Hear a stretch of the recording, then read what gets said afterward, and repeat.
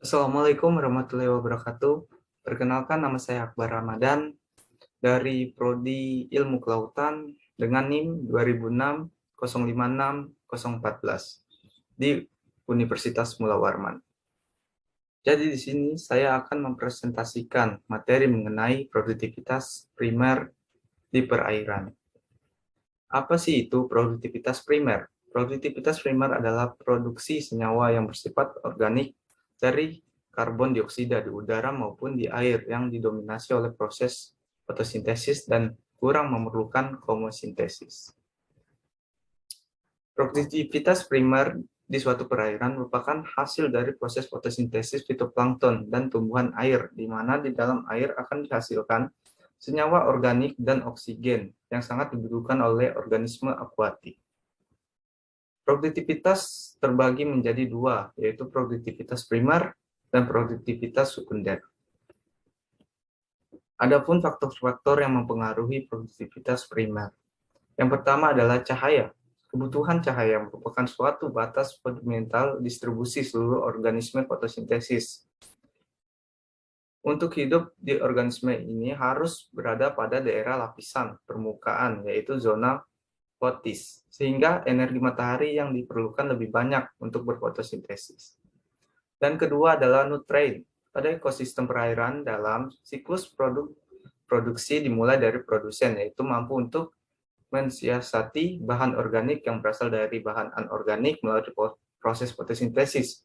Beberapa jenis bakteri yang melalui komunitas isi dengan bantuan cahaya matahari. Selanjutnya yang ketiga adalah klorofil. Konsentrasi klorofil merupakan indikator utama untuk mengestimasi produktivitas primer dan merupakan variabel penting dari suatu proses fotosintesis. Sebaran dan tinggi rendahnya konsentrasi klorofil sangat terikat dengan biomasa organisme autotrof. Dan yang keempat adalah suhu. Suhu pada suatu perairan sangat berperan dalam pengendalian ekosistem perairan secara umum. Laju fotosintesis fitoplankton meningkat dengan meningkatnya suatu suhu di suatu perairan, tapi akan menurun secara drastis setelah mencapai suatu titik suhu tertentu. Kelima adalah kekeruhan.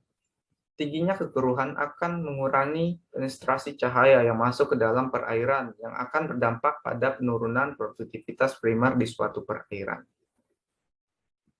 Dan keenam adalah arus. Semakin tinggi arus, menyebabkan tingkat produktivitas perairan yang rendah.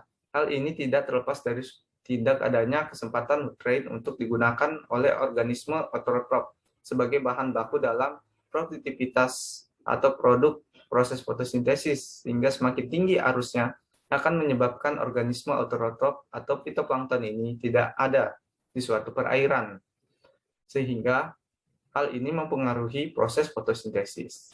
Dan yang terakhir adalah kedalaman.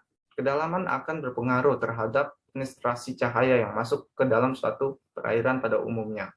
Seiring dengan bertambahnya kedalaman, maka penetrasi cahaya yang masuk akan semakin berkurang, sehingga akan berdampak pada produktivitas primer di perairan.